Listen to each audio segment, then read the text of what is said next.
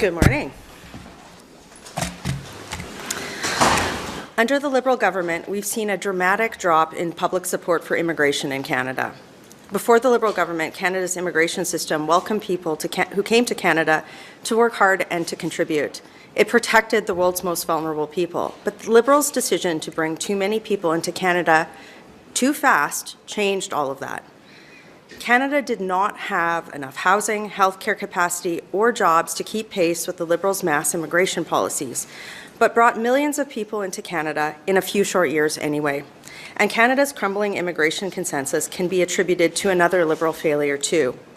To keep the system fair for everyone, we must end two-tiered Liberal policies that reward non-citizens with no legal reason to be in Canada at the expense of Canadian citizens and legitimate refugees. For example, the law is clear. Canada must deport non-citizens convicted of serious crimes. But the Liberals have allowed judges to sidestep the intent of that law, handing down lighter sentences precisely to help non-citizens avoid deportation. This makes our streets less safe for everyone. And failed asylum claimants, people who made refugee claims but had their claims invalidated through Canadian due process, are given access to better health care than Canadians. All anyone has to do is go to one of our ERs to see firsthand that our healthcare system is crumbling. More than 100,000 Canadians have died waiting for healthcare since 2018, which directly corresponds to the explosion of the cost of the interim federal health program. My colleague Dan Mazier will join me in a moment here. He's done an amazing job at the Health Committee uncovering a lot of the information that I'm about to speak about. To restore order and fairness, the government must end both of these practices. That's why today Conservatives are delivering constructive policy options to call upon the government to ensure that when foreign nationals are convicted of serious crimes in Canada, policies and practices must ensure that they leave, and restrict federal benefits received by rejected asylum claimants to emergency life-saving health care only. These are common sense measures that are needed to restore order and fairness to Canada's immigration and healthcare systems and to keep Canada working for everyone. I want to debunk some of the spin that the Liberals are using to defend the indefensible practice of giving failed asylum claimants better access to healthcare than Canadian taxpayers and providing two-tiered justice for non-citizens convicted of serious crimes. Let's start with healthcare benefits for failed asylum claimants. For starters, under the Liberals, the interim federal health program, the program that provides benefits to asylum claimants, has morphed well beyond its initial intent of providing care to a small number of legitimate refugees who are fleeing to Canada from war zones into a massive boondoggle that provides care to bogus asylum claimants. The cost of the program has ballooned too. Conservatives uncovered that under the Liberals, the overall cost of the interim federal health program has skyrocketed by over 1,000%, from $66 million to nearly $900 million a year, and it's projected to reach $1.5 billion a year. In fact, the Liberals have mismanaged the program so badly that they didn't give data to the Parliamentary Budget Officer on costs broken down by category. And right now, Liberals on the Health Committee are currently filibustering a motion that would ensure the government provides the PBO with this data. That's because, contrary to the Liberals' claims, Canada's asylum backlog has gotten worse. In fact, it hit a record 300,000 cases in December 2025, and massive numbers of people in that backlog will be found to have made bogus claims. This is no accident. It results directly from Liberal failures like lifting visa requirements on countries like Mexico with no safeguards to prevent bogus claims, and refusing to tighten border laws to stop illegal crossings and fraudulent asylum applications. Further, Conservative Order Paper Question number 556, for those of you who want to look at this, asked how many failed asylum claimants remain in Canada since 2020 alone. To give you a sense of the scope of the problem of the government giving health benefits to failed asylum claimants, the data in this order paper question showed that adding up the Refugee Protection Division and Refugee Appeal Division decisions shows that 86% of rejected claimants during this time period remain in Canada, or about 86,000 people. This aligns with recent government data showing that of at least 500,000 undocumented individuals in Canada, plus millions of people on expired or soon-to-expire work and other temporary permits, and thousands of failed asylum claimants, the Liberals oversaw the removal of only about 22,000 people last year. The government lacks both the operational capacity and the political will to accelerate deportations of non-citizens with no legal right to remain. So instead of removing them from Canada, they're providing better access to healthcare to failed asylum claimants than to Canadians. That is unfair, both to Canadians who have paid into the system their whole lives, as well as legitimate refugees. At a time when 6 million Canadians can't even find a family doctor and wait times to see a specialist have hit nearly 30 weeks, and nearly 24,000 Canadians died on wait lists in 2024-25, not a single non-citizen without a legal reason to be in Canada should receive better health care than Canadian citizens. Rejected asylum claimants should be removed from Canada instead. During the time that they are awaiting removal, which should be far faster than the pace the Liberals are currently on, their health benefits should be restricted to emergency life-saving care. Unfortunately, rather than ending the practice of giving failed asylum claimants better health care benefits than Canadian taxpayers have received, the Liberals are proposing to set up a costly bureaucracy that would still force Canadian taxpayers to foot the bill for 70% of the premium health care costs that failed asylum claimants incur. In fact, the Liberals have gotten things so backwards that they are cutting integration support, we found this out today, for legitimate refugees who want to contribute and be a part of our country, while they're providing healthcare benefits to failed asylum claimants. Instead, the Liberals should support our motion today, restore fairness, and restrict the health benefits that failed asylum claimants can receive to emergency life-saving care only. Our proposal to do this aligns with the Charter of Rights and Freedoms and our Constitution. Given the rapidly ballooning costs of the interim federal health program, it responds to pressing and substantial policy concerns. The 2012 changes to the interim federal health program were struck down primarily because they created tiers based on country of origin. Our motion today would apply to all failed asylum claimants. And the 2012 Federal Court of Appeal ruling explicitly rejected the argument that immigration status alone triggers protected equality rights, affirming distinctions between citizens and non-citizens are often permissible. Our policy today aligns with that ruling by applying equally to all failed claimants. Moreover, the Federal Court of Appeal overturned any notion of a Section 12 violation in this 2012 case, and the trial court also dismissed Section 7 arguments, confirming the Charter imposes no obligation to fund comprehensive health care for non-citizens. The Liberals have also claimed that non-citizens convicted of serious crimes do not get more lenient sentences in order to help them avoid deportation, but that is a blatant lie. Almost every week, another high-profile incident comes to light of a non-citizen convicted of serious crimes receiving a lenient sentence and avoiding deportation. In the last 3 months alone, we've seen many stories, including one which included a man convicted of child porn possession who knew it was a crime when he watched it, giving leniency as the judge gave him 6 months less a day, which the judge explicitly said was to avoid immigration consequences. This practice is perpetuating a two-tier justice system in Canada wherein non-citizens are treated differently than Canadian citizens. Having a two-tier justice system for non-citizens and a similar type of situation for health for failed asylum claimants is unfair and needs to stop. We call upon all parties to support our motion today, and my colleague Dan Mazier will talk a little bit more about the impact on Canada's healthcare system. Thank you, Michelle. My name is Dan Mazier. I am the Conservative Shadow Minister for Health. For decades, the Liberal and NDP politicians have warned Canadians about the dangers of a two-tier healthcare system. This month, we learned that there is a two-tier healthcare system now in Canada. One tier for the people who've paid into this country their whole lives, and a better tier for those who haven't, including those who filed fake refugee claims. It's called the Interim Federal Health Program. This program was designed to provide health care to genuine refugees who were fleeing prosecution, but now it's being exploited by bogus asylum claimants. In 2016, the Liberals expanded the program to give supplemental health benefits to asylum seekers. According to the government, these deluxe health benefits include vision care, counseling, assisted devices, home visits, nursing homes, transportation, physiotherapy, occupational therapy, speech therapy, and translation services. These are not basic emergency services. These are deluxe health benefits that millions of Canadians pay out of the pocket or earn through their workplace. The minute someone files an asylum claim in Canada, they receive all these benefits automatically. But that's not the most troubling part. According to the Immigration Department's website, it states that this program covers individuals if their claim for refugee protection has been rejected by the Refugee Board. Rejected, not pending, not under review, rejected. Vision care, counseling, home care, physiotherapy, speech therapy, all of it.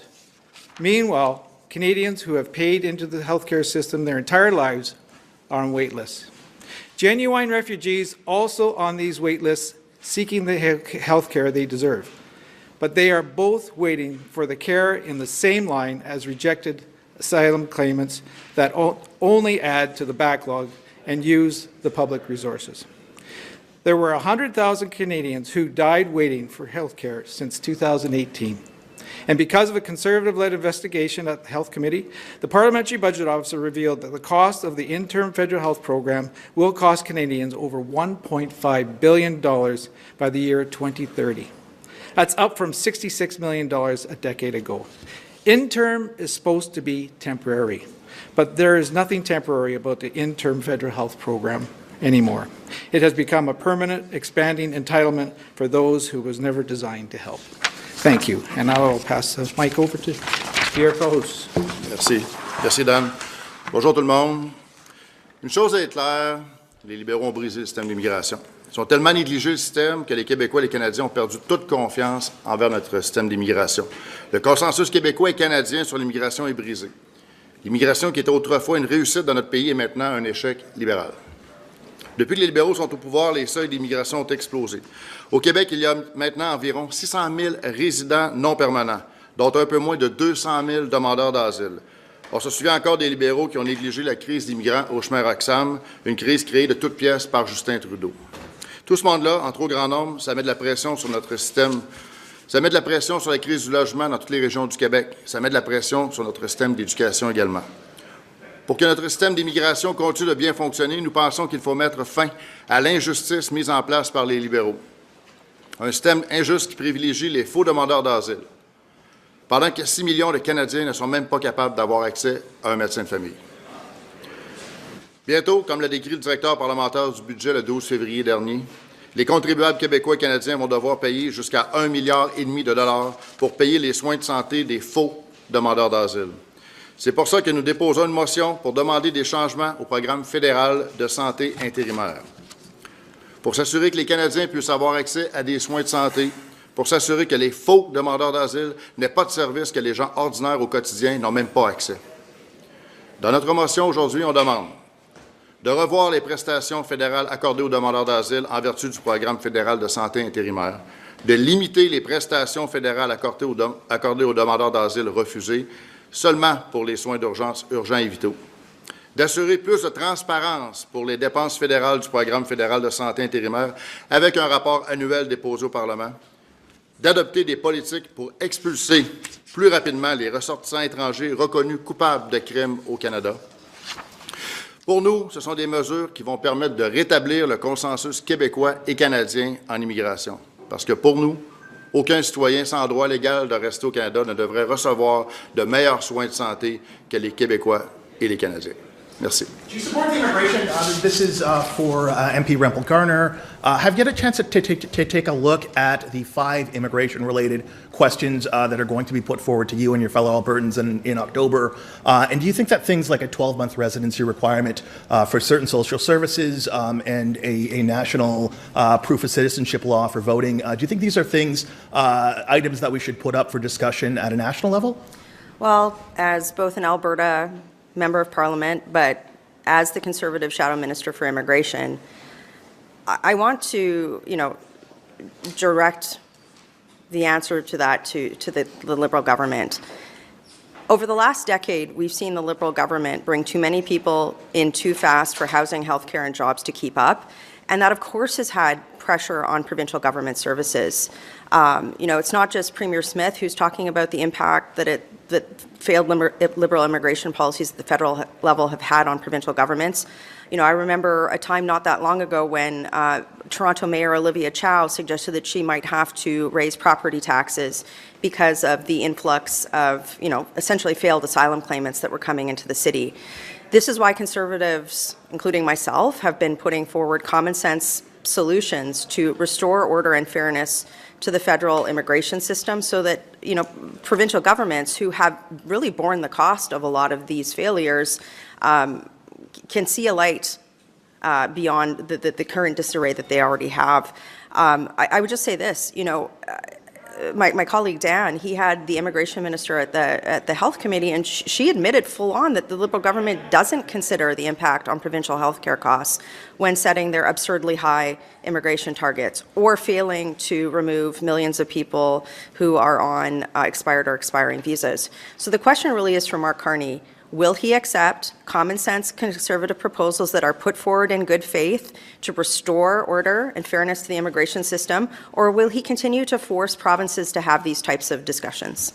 Just on the program, the interim federal health program, do you have any idea how much of this additional cost is related directly to asylum seekers whose claim have been rejected? Yes. So this is why I put the order paper question in my remarks. So we did have an order paper question that showed the amount of failed asylum claimants that haven't been removed from Canada since 2020. So it was about 86% of those persons have not been removed, and it's somewhere in the neighborhood of 80,000+ people. So that's a lot of people that are receiving benefits for years, right?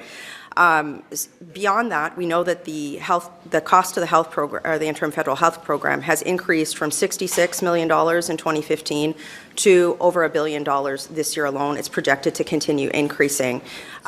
We've also asked the parliamentary budget, there's a motion in front of Health Committee right now for the government to compel the government to give more data to the parliamentary budget officer to break it down into more prescriptive categories. But it doesn't take a mathematician to look at the emergency room lineups across the country and understand that when you're putting 100,000, 300,000, whatever more people into those queues, that there's going to be both a cost and an impact to wait times. So what we're saying is this. This program was originally designed to give emergency care to a small number of refugees who were fleeing war zones. It is now mushroomed well beyond the case, and because there's such a ballooning of failed asylum claimants, and frankly also, we just know by statistics, of the 300,000 that are pending right now, a big chunk of those are going to be found to be bogus, just by statistics in the past. It makes sense for the government to restrict healthcare benefits for failed asylum claimants to emergency life-saving care only, and ensure that people who don't have a legal reason to be in Canada, as prescribed by the law, which has been in place by decades, are removed.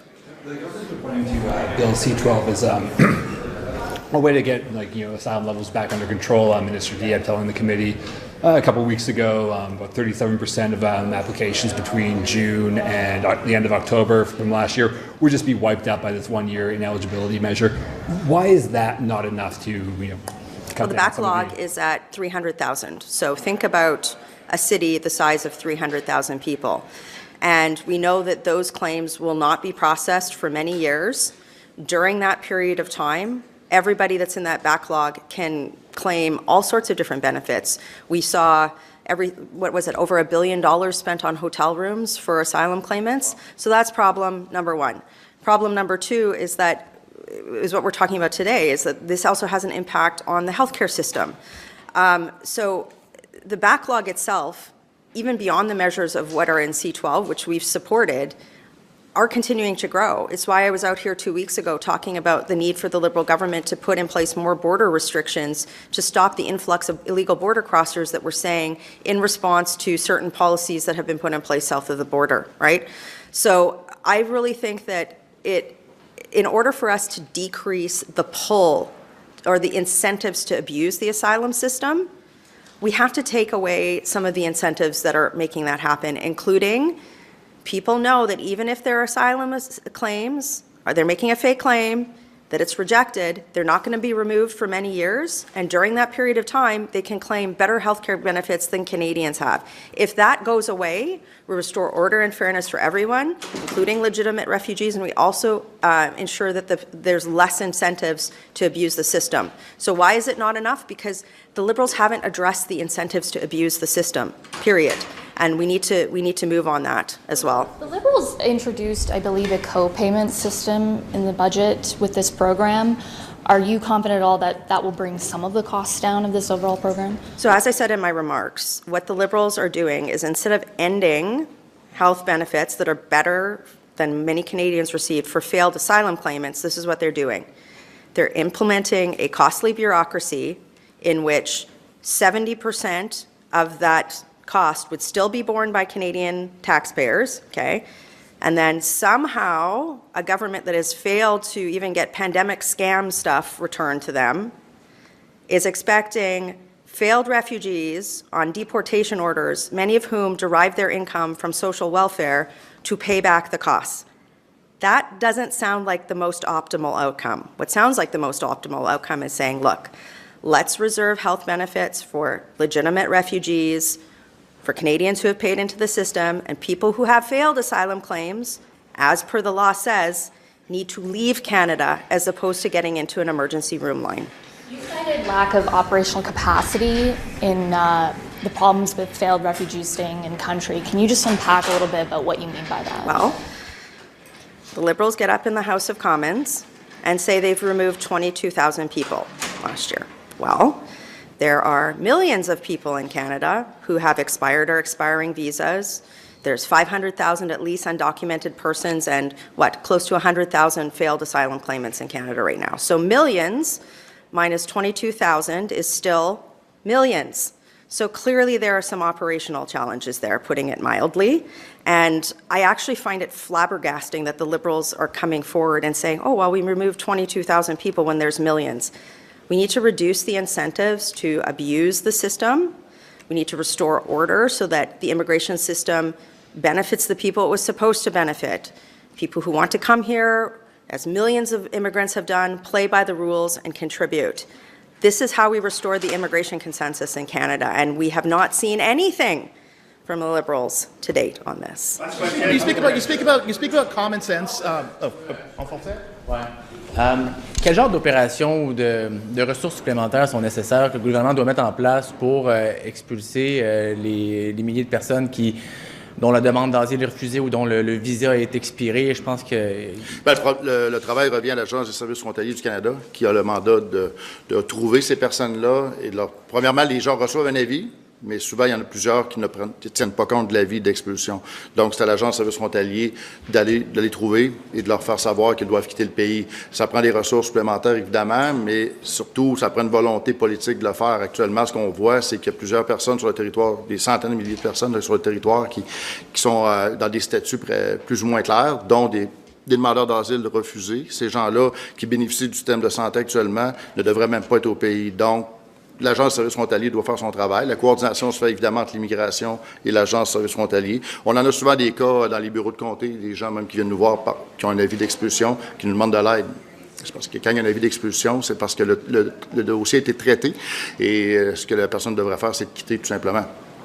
Mais ça, effectivement, ça prend une volonté politique du gouvernement et mettre les ressources avec l'Agence des services frontaliers du Canada. Merci.